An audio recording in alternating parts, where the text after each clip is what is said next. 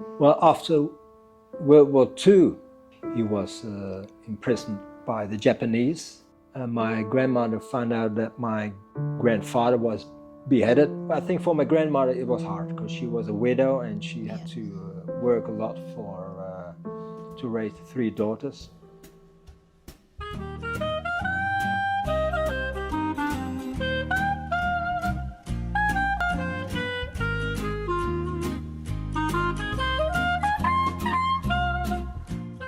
I'm Peter van Dongen.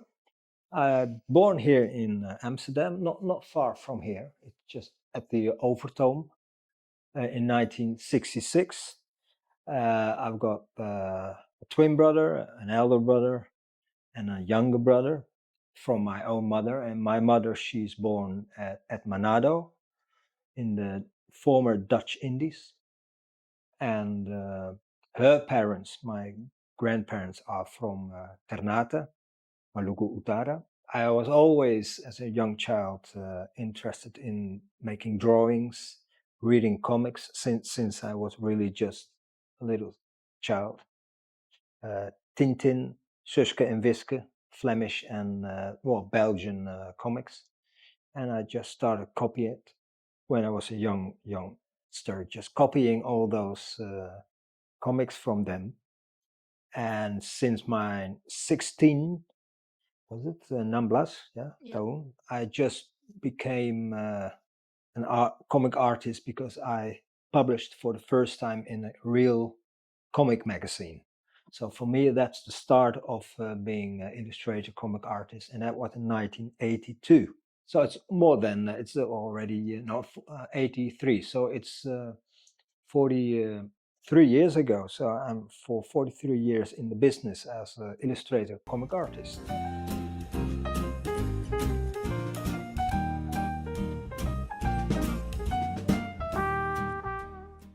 I think I realized that I was willing to become a comic artist is around my age of 12.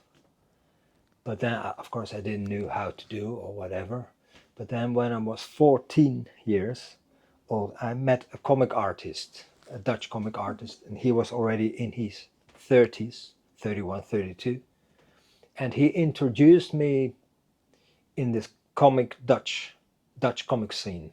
So I met some publishers, some other comic artists, and just it's a connection, just networking. So because of my knowledge of those people, I had my first publication in this comic magazine when I was 16. Then, I realized this is what I want to do.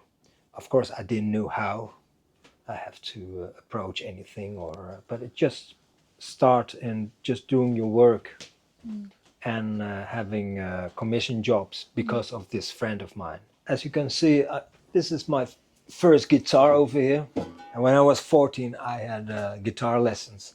And my teacher, she knew this comic artist. So because of my teacher in guitar lessons, she gave me this connection with the comic artist. Mm-hmm. And since then, we are still friends till the day of today. And it's just a matter of when he didn't have time for a commission job, he asked me if I was willing to do his job.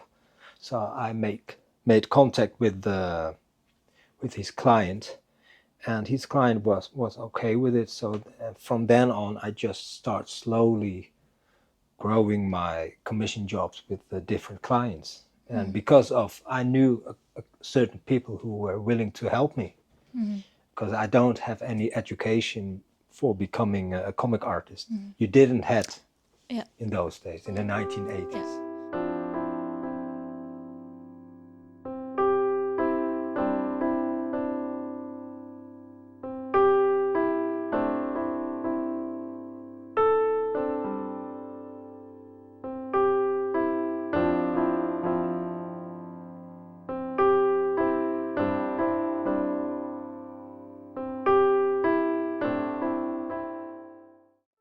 And back then, when you were a kid, do you have like your famous comics? Yeah, of course. Tintin. Kuifje, Suske and Wiske, that's Flemish. from Willy van der Steen and Kuifjes van R.J. Popular in Indonesia as well, Tintin. So these two comics were my inspiration of becoming a comic artist. It's, well, if you see this, for instance, it's ligne claire, clear line, and it's the style of Tintin. Yeah. Because I'm inspired by them. First, I start to copy Tintin, or trace it even, and just making your day full of copying Tintin, and then at the end it will become something of your own. So this is it's called the klare lijn, clear line, and as you can see, it's just one line, a simple line, but it tells everything without showing too many details. So it's a clear image.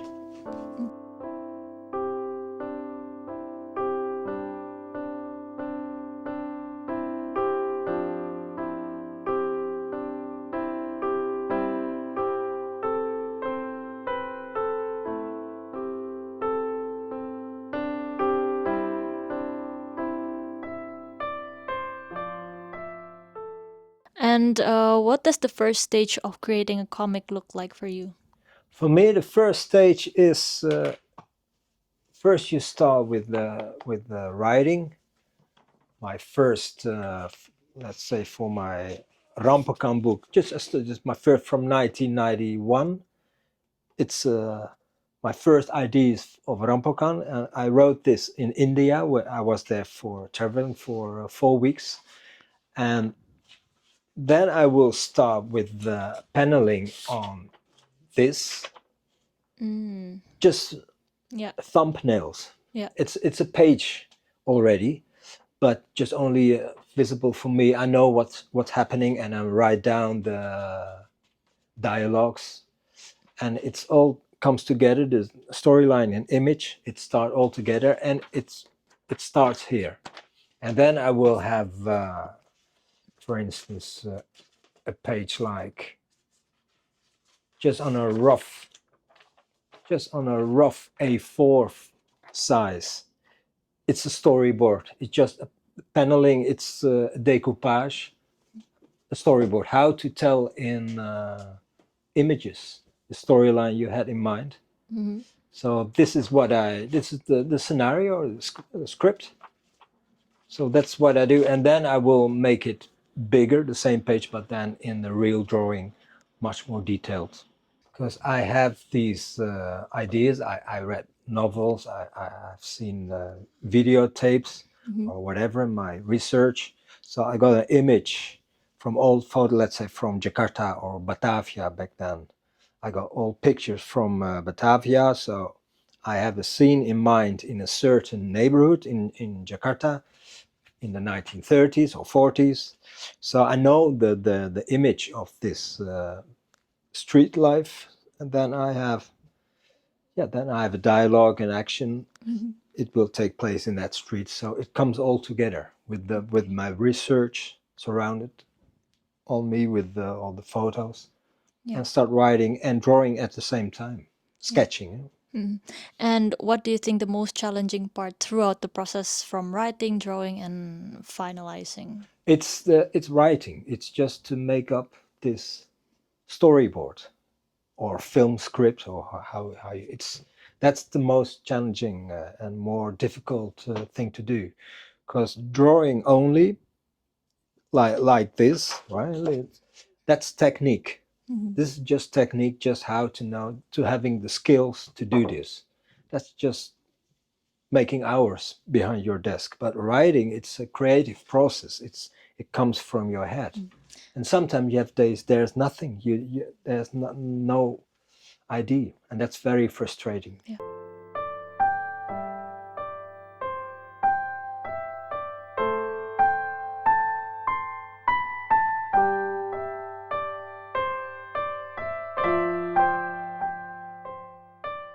This is a map, and these are all pages. It's a scenario, and I have changed everything.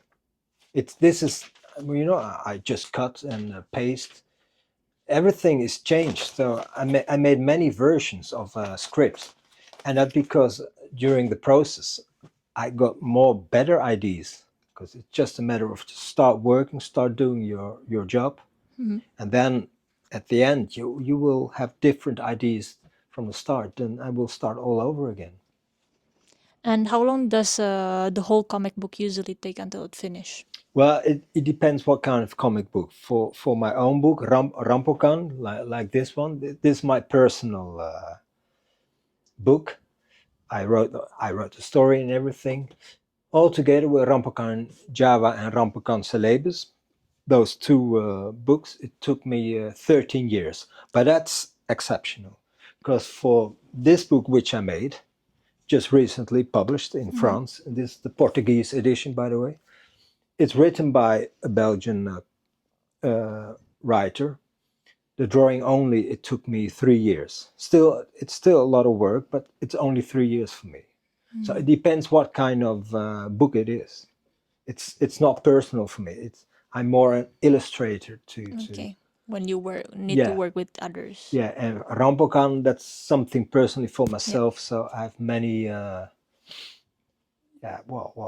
questions if it's good or not.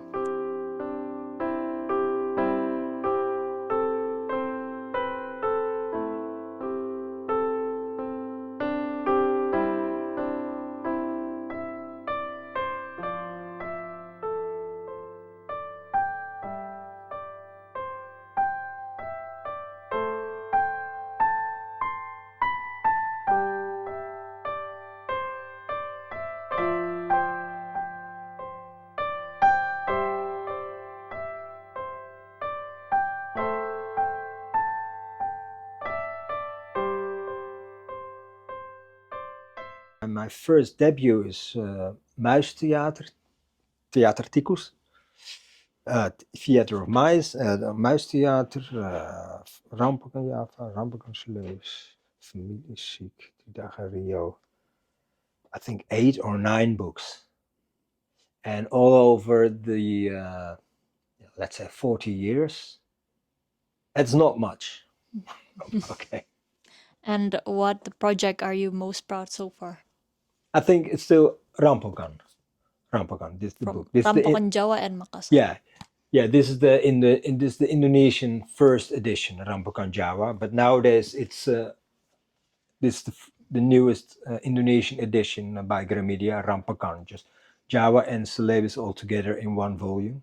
But this is the most, I'm proud of this book because it's my own child. And I made another book with a Dutch writer, Familieziek, his novel, and I made an adaptation of this book. And that's partly also an own story because it's an adaptation of his novel. But I'm most proud of Rampokan. Yeah. And what drew you to the story of Rampokan? What makes you want to draw Rampokan? After my debut, Muistheater in 1990, that was a story about two brothers in the Netherlands, in Amsterdam, in the 1930s. I just was intrigued by the story of my mother and grandmother and grandfather from Indonesia, or by that time still the Dutch Indies, and intrigued because I didn't know anything of their history of Indonesia. So that was for me a reason that I start reading and searching for material about the Dutch Indies, Indonesia. And that finally became Rampokan. So it's just interest in the family history. The story Rampokan, it starts in 1946. It's during the revolutie, agressie militaire. And back then, in my younger days in the Netherlands, it was just called only a police action. And I didn't know anything about that. But when I did my research, I found out it was nothing about police action. It was just a real war going on from the Dutch military against the Indonesian freedom fighters, just their struggle for freedom. And so it's placed in this period. It's not about the colonial war. That's on the background. But because I never had anything at school about this history, I was willing to make my own contribution to what you already had in books written about this war, but then as a comic artist. So the story itself is a fiction. It's fiction, but it's based on Real. real. So, and that's also with the Ligne Claire. Of course, it's fiction, so I've used my fantasy. But let's say for the Rampokan, the title itself, that means tiger fight, and Rampok Machan. This Rampok's looting and robbering, and Machan is tiger. Altogether, it's Rampokan, tiger fight. That was an original tradition event at the end of the Puasa on East Java in the early 1920s, the late 18th century. And that was something I could use, where they had tigers kept in boxes. And I could use that traditional event as a metaphor for the freedom fight of the Indonesians against the Dutch ruler, because the tiger and the Dutch ruler, they represent in that belief evil. So the Javanese against the tiger or against the Dutch ruler. So I could use that as a metaphor, and that explains the title of Rampokan. And it sounds good. It sounds catchy. Yeah, agree with that. Yeah. And when you illustrate moments or like a character's buildings in the comic Rampokan, Yeah.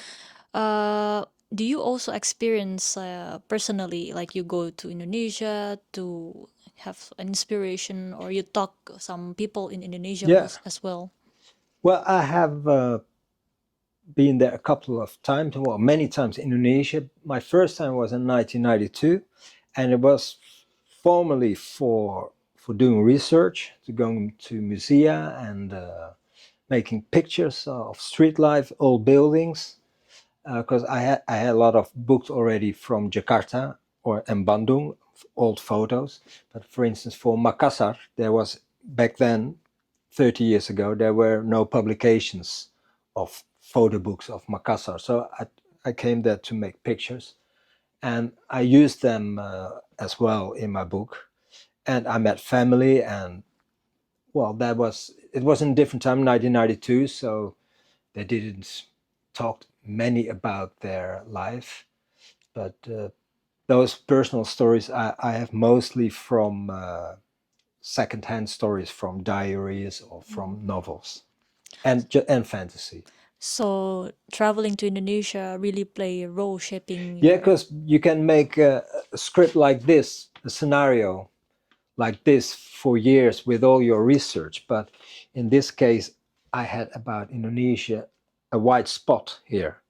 So I needed to go to Indonesia for my feeling to have more connection with my story, and it helped because when I came back from Indonesia, and I really was more focused. I had more inspiration to fulfill this dream which I had to make this book. So my first visit to Indonesia was really helpful. Yeah, yeah. And talking about you visit Makassar Yeah, in also in Jakarta and Bandung. Bandung Yeah, as well, and you also meet your families there. yeah. In Jakarta, and I went to Ternate, Maluku Utara. There I met family of my full cousins, nephews of my mother. I met them there. I met some people from Manado, in Makassar, and Jakarta. So I have still many family, and it's Indonesian and Chinese family, because my grandmother, she was half Chinese, half Indonesian, and her father, he was a Peranakan Chinese, and my grandfather, the husband of my grandmother, he was an Indo. He was already he was Indo in the KNIL, in the colonial Dutch army, and he was an Indo. So from that part, there's nowadays also an Indonesian family, because Many of his brothers and sisters, they stayed after the independence of Indonesia. They stayed in Indonesia and became Indonesians. So I have on Ternate, now in Manado, many Indonesian, relatives, cousins.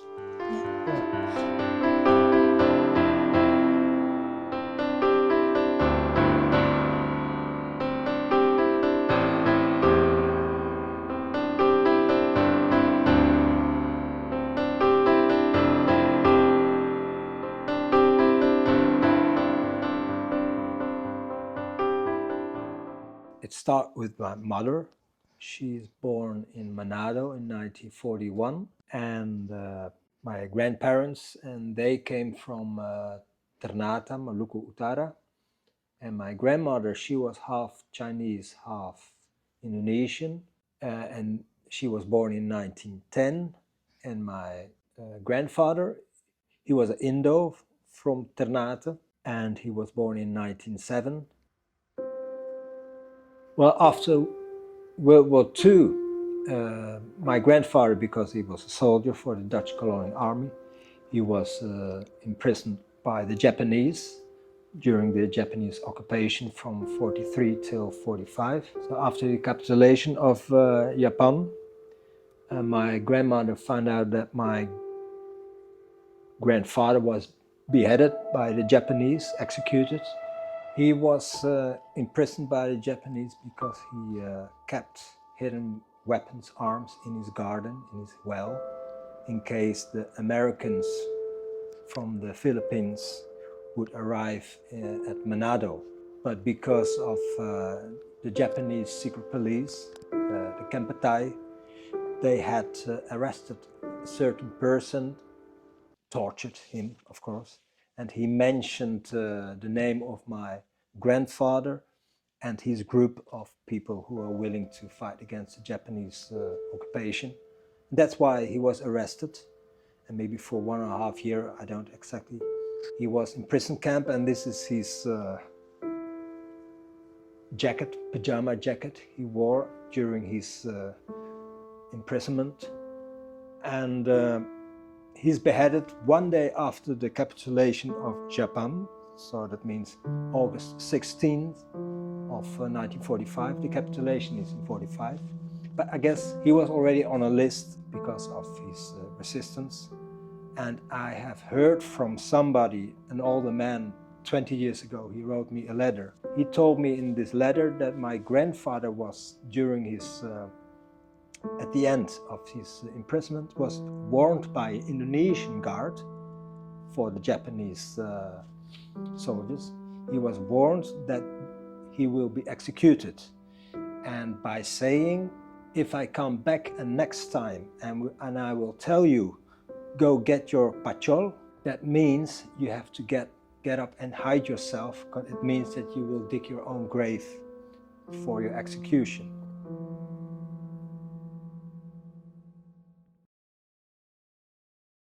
So she was on her own as a widow with 3 daughters, and after the independence of Indonesia in 1949, she decided to come to the Netherlands in 1952, because she was a widow with 3 daughters and she was looking for another future for her 3 daughters. And that's why she came to the Netherlands. As many people, many Indos or Chinese Indos who choose for the Netherlands after the independence, most of them, they came by boat. It took 4 weeks. And my mother, she went back for the first time in 1994. My grandmother, she passed away in 1994, and she never went back to her country of birth.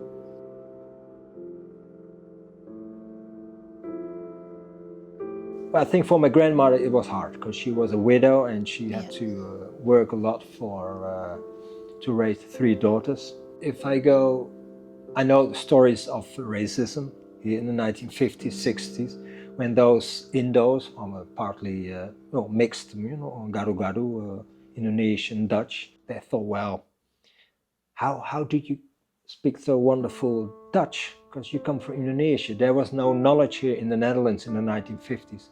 that the education in the Dutch Indies was the same as here in the Netherlands. But here in the Netherlands, people thought, well, they come from trees, or how can they learn so quick Dutch? They stay only for 2 months here.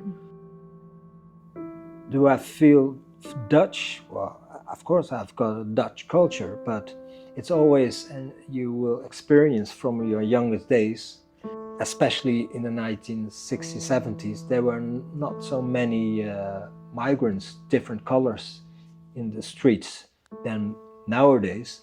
So then you were always pointed for you are the Chinese, or the stinking Chinese, or the Maluku, or the Indo, or Pinda Pinda. So there's always how children are on the streets. There are always people from another side on pointing on you that you are different. Yeah. So I feel always in between. I'm Dutch, but when I'm in Indonesia or abroad on holiday, when I meet Dutch people, they always ask me where I really come from. Yeah, I'm from Amsterdam. Now, where are you really come from? And because especially in the summertime at holiday, I'm dark skinned. Not now, it's winter time, but then I will be dark.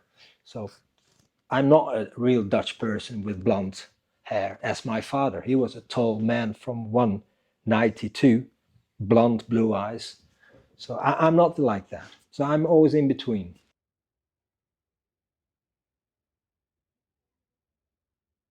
I recognize myself in a way, especially in those books from Indo writers, the position in between.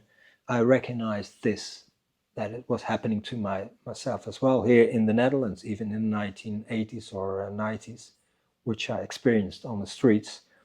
So I feel attached to those stories. So I knew myself more and better about reading and experienced my daily life by reading those things and sharing the same stories with people like me, like Indos, or in between, well, garu garu in between, Yeah. how you call it. Yeah. I discovered a world by reading all those novels and documentary material, which I didn't knew. So I feel connected to this, to make this real world again on paper. And that's what I heard from people who were really living in this era in the 1940s, 50s, 60s, even from Indonesian people when they see Rampokan, they're telling me, well, this is the street life which I had when I was a child, when in the 1950s, from Indonesian people. And I got the same comments from Dutch people who back then lived in Batavia, back then in the 1940s, 30s. They're telling me, yeah, that's exactly how I was living. And if it fits to people who really lived in this period, that's to me a very good compliment. And that I'm right on the spot how I had made this. And it's personal because it's my personal story, and there are personal stories of my mother in it. I make connection with my ancestors.